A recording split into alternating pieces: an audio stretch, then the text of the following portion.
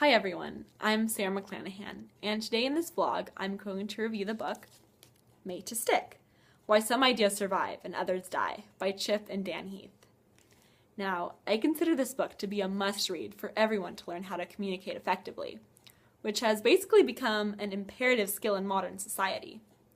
Whenever you speak or write, you aim for your words to be understood and remembered by your audience, preferably well enough to shape opinions and behaviors, or to be retold at a future point in time. I believe you will find the tips contained in Made to Stick very easy to implement in your everyday life, and useful no matter who you are, where you work, or what goals you want to accomplish with your words. This book is very user-friendly, yet its concepts apply to even the most prestigious strategic communication professionals. Crafting a sticky message is just as critical as understanding an audience's values when seeking to persuade. No matter how brilliantly tailored a message is to a target group's needs, if it is forgettable or misunderstood, it has no chance of influencing an individual's attitudes or actions or even being integrated into his or her knowledge. Now, I love the way the book is laid out. I found it to be both enjoyable and easy to follow. The book's basic framework is a 6-chapter guidebook, with each chapter devoted to one of 6 traits, which are commonly embodied in powerful, long-lasting messages, and appropriately combined to form the acronym SUCCESS. First, a memorable message is simple, stripped down to its core essence, yet profound enough to not be disregarded as common sense. One great example is Aesop's Fables. Although originating from a Grecian storyteller in the 6th century BC, simple yet meaningful lessons from the anthologies such as Slow and Steady Wins the Race have been passed down for centuries and survive to this day. Second, a message is better remembered if it is unexpected, yet still closely tied to your main idea.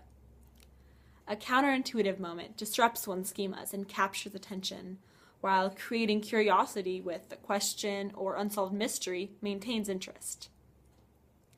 Third, concrete messages, or ones able to be experienced with the senses, are stickier.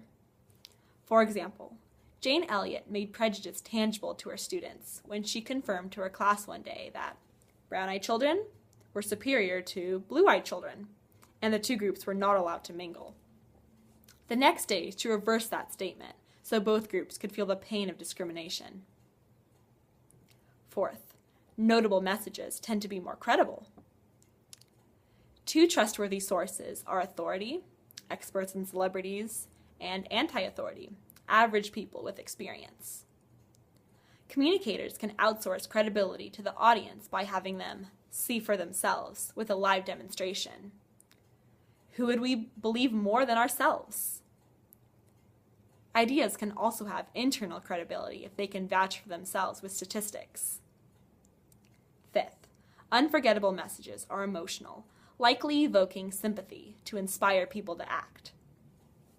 To arouse compassion, the authors suggest appealing to self-interest or to a shared identity, such as common principles. Interestingly, individuals are more likely to donate to a single individual as opposed to a cause because they believe their contribution will be more meaningful. Sixth, stories are compelling additions to a message because they integrate entertainment and instruction, placing knowledge of responses and consequences in a lifelike format, and ultimately motivating people to act. So, to recap, effective messages get the audience to pay attention because they are unexpected in some way. They get them to understand and remember because they are concrete. They get them to agree or believe because they are credible. They get them to care because they evoke emotions. And they get them to act through the stories embedded within them. Now, this is only a brief synopsis of their work. To go more in-depth and learn why sometimes urban legends and conspiracy theories are perpetuated more often than life-changing inventions, read Made to Stick in its entirety. To make it easier, I'm going to link to where you can buy Made to Stick below this video if you are interested. Don't be that person whose great ideas are overshadowed by glittery gimmicks. Use this valuable reference to make sure your words have the ability to influence future generations, or at least assure your children understand why they were reprimanded so they don't behave the same way the following day. Thank you for listening.